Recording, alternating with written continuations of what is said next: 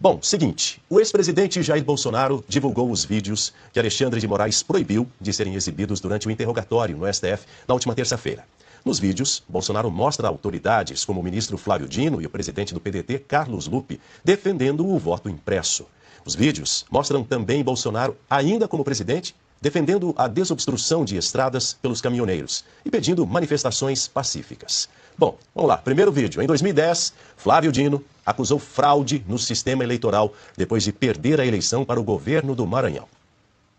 O senhor ficou em segundo lugar na eleição aqui para governador do Maranhão, por uma diferença mínima. Eu te pergunto, o senhor acredita que houve fraude?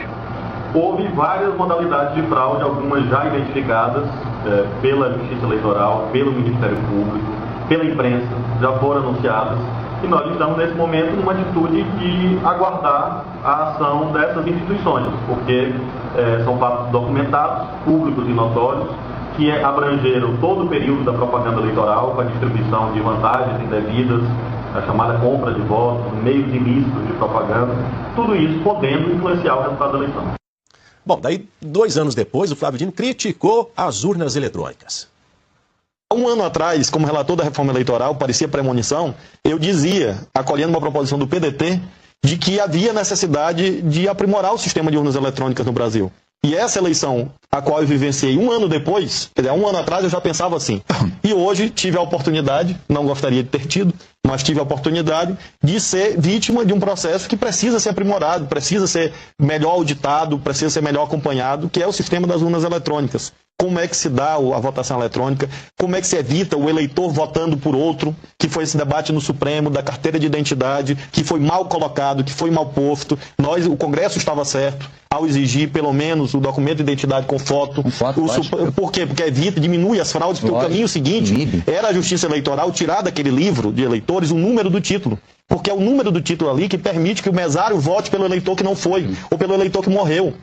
O que acontece hoje? Das 5 horas da tarde, o mesário verifica lá em consórcio com os fiscais, verifica os eleitores que não compareceram, porque não foram, porque morreram, porque viajaram. Com o número do título, ele libera a urna eletrônica e vota quantas vezes ele quiser.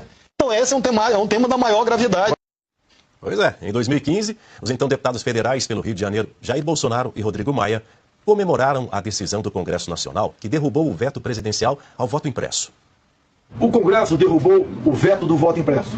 Meus cumprimentos ao deputado Rodrigo Maia, relator do projeto da reforma política, onde acolheu a nossa emenda. Para 2018, a certeza de não mais existirem as fortíssimas suspeitas de fraude por ocasião das eleições.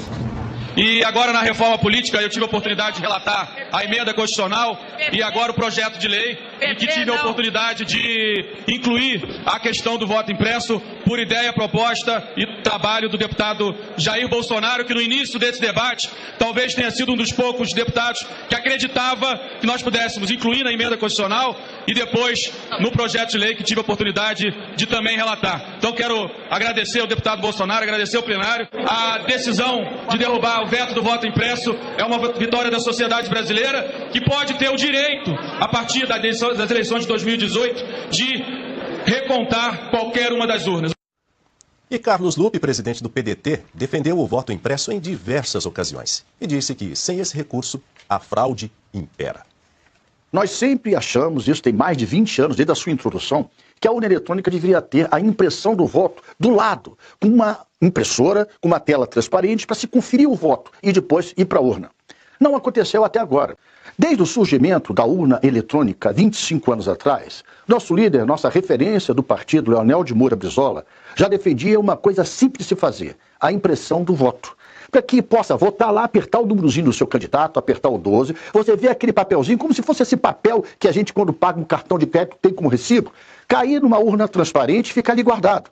Quando se tiver desconfiança, quando tiver uma votação muito diferente de locais, você pode conferir esse voto. Esse é o segredo de toda a democracia no mundo. A possibilidade de recontagem, a possibilidade de conferência de voto. Hoje algumas pessoas mais à direita querem defender a impressão do voto. Não é porque eles estão hoje defendendo que nós vamos deixar de defender aquilo que para a democracia é salutar. Já foi aprovado, inclusive, no Congresso Nacional. E o tribunal não quis fazer porque disse na época que não tinha recursos para fazê-lo.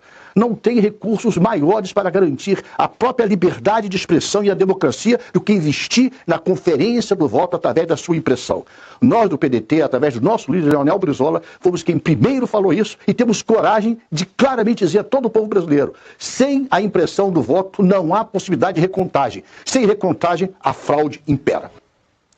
E na primeira coletiva, depois das eleições de 2022, Bolsonaro faz um comentário admitindo a derrota e diz que os jornalistas vão sentir saudade. Vão sentir saudade da gente. Ainda em novembro de 2022, depois das eleições, Bolsonaro alerta para manifestações pacíficas pelo Brasil. As manifestações pacíficas sempre serão bem-vindas. Mas os nossos métodos não podem ser os da esquerda, que sempre prejudicaram a população, como invasão de propriedades, destruição de patrimônio e cerceamento do direito de ir e vir. E logo depois desse discurso de Bolsonaro, o então ministro Ciro Nogueira anunciou o início da transição de governo. O presidente Jair Messias Bolsonaro me autorizou, quando for provocado, com base na lei, nós iniciaremos o processo de transição. A presidente do PT, segundo ela, em nome do presidente Lula, disse que na quinta-feira será formalizado o nome do vice-presidente Geraldo Alckmin. Aguardaremos que isso seja formalizado para cumprir a lei no nosso país. Depois das eleições de 2022, Bolsonaro faz vídeos solicitando aos caminhoneiros que desobstruam as rodovias. Brasileiros que estão protestando por todo o Brasil. Sei que vocês estão chateados, estão tristes. Esperavam outra coisa. Eu também estou tão chateado, tão triste quanto você. Mas nós temos que ter a cabeça no lugar. Os protestos, as manifestações são muito bem-vindas. Fazem parte do jogo democrático. E ao longo dos anos, muito disso foi feito pelo Brasil. Na Esplanada, Copacabana, Paulista, e tantos outros lugares. Agora tem algo que não é legal. O fechamento de rodovias pelo Brasil prejudica o direito de vida das pessoas. Está lá a nossa Constituição. E nós sempre tivemos, dentro dessas 4 linhas, nós temos que respeitar o direito de outras pessoas que estão se movimentando, além de prejuízo à nossa economia. Eu quero fazer um apelo a você. Desobstrua as rodovias. Isso daí não faz parte, no meu entender, dessas manifestações legítimas. Não vamos perder nós aqui essa nossa legitimidade. Em live no dia 30 de dezembro de 2022, Bolsonaro alerta aos seus seguidores para não irem para o confronto. Nós não queremos o confronto, nem estimulo ninguém para partir para o confronto. É a pior maneira de tentar resolver o assunto. E na mesma live de dezembro de 2022, Bolsonaro falou para os seus apoiadores: não vamos para o tudo ou nada. Não vamos achar que o mundo vai acabar dia 1º de janeiro. Vamos para o tudo ou nada. Não. Não tem tudo ou nada. Inteligência. Mostrar que somos diferentes do outro lado. Nós respeitamos as normas, as leis, a Constituição. Nós sabemos da valor à liberdade que eles têm. Em entrevista ao Roda Viva em fevereiro de 2025, o ministro da Defesa, José Múcio, falou que recorreu ao presidente Bolsonaro para que ajudasse na transição de governo com os comandantes das Forças Armadas. Aí vem a primeira dificuldade. A primeira dificuldade é que os comandantes não me recebiam. No dia 6 de dezembro, eu já estava trabalhando. Ele nos impulsou, eu acho que a minha, Flávio Dino, e começamos a primeira dificuldade, ser recebido pelos comandantes. Foi quando eu recorri ao presidente Bolsonaro, que estava em Brasília. Foi meu colega de muitos anos, fui inclusive liderado quando eu era líder do governo lá no Congresso Nacional, sempre tivemos uma relação muito boa, e eu fui falar com ele, disse: olha, eu sou o novo ministro da Defesa, eu queria que você me ajudasse a fazer uma transição tranquila, vai ser bom para o novo governo, vai ser bom para o seu governo que está terminando, você conhece, eu não sou de conflito, de criar problema. Ele telefonou para os 3 comandantes. Pois é, depois dessa sequência de vídeos, eu vou abrir com o Silvio Navarro, porque o primeiro, começando ali pelo primeiro, Flávio Dino disse que houve várias modalidades de fraudes na eleição dele ao governo do estado do Maranhão. Mas é o Dino de 2010 que está falando isso. Dino tem razão, o de 2010? Pois é, Daniel. O que a gente nota é, pela régua do Supremo Tribunal Federal e do Tribunal Superior Eleitoral, isso se configuraria flagrante perpétuo. Aliás, foi até por meio do flagrante perpétuo, algo postado, publicado na internet e que tem uma cauda longa, que o deputado Daniel Silveira foi preso, continua preso, mas a primeira prisão dele foi justamente por conta de um vídeo publicado na internet.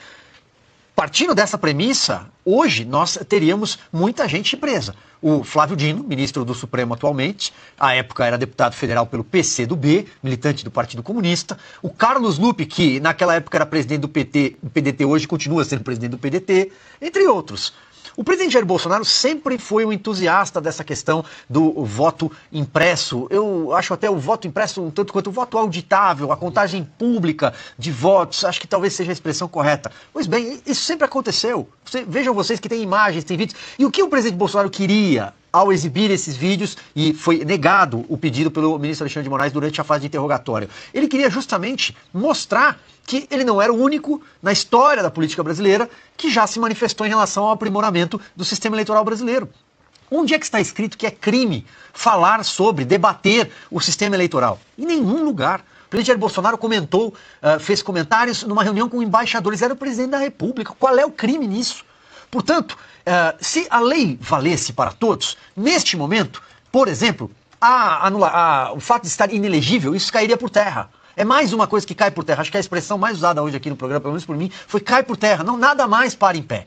Então, por isso, o ministro Alexandre de Moraes imediatamente vetou a exibição dos vídeos. Mas algumas coisas ficaram consignadas dentro dessa fase de processual, porque foi lido. Ele leu a fala do Flávio Dino, por exemplo. Estou citando só um, porque o Flávio Dino hoje usa toga. Vamos agora aguardar se o ministro Alexandre de Moraes vai simplesmente fingir que não leu. Mas os vídeos estão aí, né? A internet não perdoa. Piotr? A questão das urnas foi o que levou à inelegibilidade do presidente Bolsonaro no TSE. Acho que todo mundo se lembra do missão dada, missão cumprida do então ministro Benedito Gonçalves, ministro do TSE, acho que ele era o ministro relator, e ele bate, acho que nas costas do ministro Alexandre de Moraes, que presidia o TSE naquele momento. Bom, e resultou justamente na cassação. Bom, se isso é cassação do Bolsonaro, a inelegibilidade do Bolsonaro, o que fazemos com todos os outros que citaram isso na tese do próprio Supremo, como lembrou o Silvio aqui, do flagrante perpétuo, uma atrocidade contra o direito. Mas enfim, já que essa regra que vale segundo o Supremo Tribunal Federal, faz-se o quê? Ou fica no campo da hipocrisia e da perseguição política a apenas um lado do pensamento brasileiro. Claramente à direita, claramente aos conservadores. Está evidente. Mas na sequência, todos os outros vídeos ali, como já mencionou o Silvio, eu só vou me juntar a ele nesse momento, desmontam todo esse tempo perdido que nós estamos passando no país. O país tem prioridades, tem necessidades, e a gente está gastando tempo e dinheiro com um debate que não deveria sequer ter existido, mas que continua, nesse momento, sendo julgado no Supremo Tribunal Federal, e o político mais popular do país, hoje inelegível segundo a Corte de Justiça, o TSE, outra, digamos, jabuticaba brasileira. Os vídeos são muito claros. Só uma menção, os vídeos não são proibidos, eles não foram permitidos pelo ministro Alexandre de Moraes naquele momento da instrução. Mas podem ser utilizados pela defesa sim, será um absurdo se o ministro Alexandre de Moraes se negar, no momento em que a defesa for fazer a sua manifestação final, no julgamento em si, em que o procurador se manifesta e as defesas também se manifestam. Ou seja, esses vídeos precisam ser mostrados. No mínimo expõe a hipocrisia. E como eu disse, todo mundo, no mundo inteiro vai entender português, porque tem tradutor para tudo quanto é lado agora, então o mundo inteiro vai saber o que está acontecendo, inclusive essa hipocrisia toda. E pegando o gancho no que o Piotr disse, a defesa do Bolsonaro havia solicitado apresentar, exibir esses vídeos com o objetivo de contextualizar as falas do Jair Bolsonaro para conseguir compará-las, inclusive, com declarações de outras figuras públicas, como a gente viu há pouco, o atual ministro do Supremo Tribunal Federal, mas que à época, em 2010, era candidato ao governo do estado do Maranhão, o Flávio Dino. Então, assim, o objetivo era argumentar que essas críticas feitas às urnas, elas não configuravam uma intenção golpista. Ou será que o Dino, lá de 2010, ele tinha uma intenção golpista, Carlos Cauti? Pois vai prender todo mundo por flagrante perpétuo, na base daquilo que o ministro Alexandre de Moraes elaborou como sua doutrina, a doutrina Moraes, né? Prende todo mundo por vídeo na internet. Vai anular as eleições seguintes, vai anular a nomeação do Flávio Dino no STF porque não seria digno de cumprir o cargo. Do que estamos falando? Então, é claro que o ministro Alexandre de Moraes não quis mostrar, não quis que se mostrassem essas imagens para não ser constrangidos, né? Para que os ministros que estão prestes a condenar Bolsonaro, porque, como disse o próprio coronel Alcide, a sentença já está escrita. Só que ter uma sentença escrita feita com esse vexame dentro do prédio do Supremo, obviamente seria algo inaceitável, né, para o ego do ministro Alexandre de Moraes e dos outros membros da primeira turma que, já sabemos, vai acabar condenando o Bolsonaro. Então, além de ter, agora temos dois problemas para o ministro de Moraes, além de ter uma delação que não fica de pé nem um minuto após essas informações que a Veja publicou, temos outro problema, temos vídeos que acabam demolindo toda a empalcatura, toda a estrutura acusatória contra o ex-presidente Bolsonaro. Como que eles vão assinar essa condenação? Com que moral eles vão condenar o ex-presidente Bolsonaro para a prisão depois daquilo que estamos vendo e daquilo que virá também, né? Porque estamos apenas no começo, ainda temos vários meses antes da sentença definitiva. E com que olhos, mais uma vez, me repito, com que olhos o mundo vai olhar a legitimidade de uma eventual condenação? Pode ser até juridicamente feita segundo todos os critérios do próprio Supremo, mas qual será a legitimidade moral de uma eventual perda da liberdade individual do ex-presidente Bolsonaro? Augusto? Olha aqui, esse pessoal não conhece eleição. Eu já acompanhei 300 eleições e todos os sistemas estão expostos à possibilidade de fraude. Todos. Todos. Simples assim. Se você usa as urnas eletrônicas, nada impede que numa sessão eleitoral em que só estão presentes, em que não está presente nenhum representante de um candidato, os mesários, eles aproveitam o final, o brasileiro não corre para votar. Faltam 15 minutos para o fim, pode usar aquilo ali e votar em nome dos ausentes e fraudar o resultado. Muito simples. Você quer saber onde acontece isso? É quando a curva da abstenção, que ela é uma linha reta. Ela cai ou ela sobe. No mesmo lugar isso acontece. Então, com papel, você consegue fazer isso, com urna eletrônica, e os ministros agem como se eles tivessem descoberto a coisa perfeita. A tecnologia não para de avançar, mas não pode mexer na urna eletrônica. Então, é só fazer uma campanha para que a Venezuela adote a urna eletrônica e não tem mais fraude lá. É uma bobagem o que eles fazem, é coisa de gente que não viu uma eleição. Qual é o problema em você reivindicar mais um instrumento modernizador? É a auditagem, a possibilidade de auditar. O Aécio Neves contestou judicialmente o resultado da eleição de 2014. E não foi preso, nada. Ele recorreu, perdeu, tudo bem. Agora não pode criticar, você não pode pedir nenhum aperfeiçoamento, é para sempre. Esse sistema não vai mudar um dia? Claro que vai. Então, é pura demonstração de arbítrio. Tá? Eles não querem dar o braço a torcer e acham que são mais inteligentes que os outros. E que o povo precisa de babar para votar no presidente certo.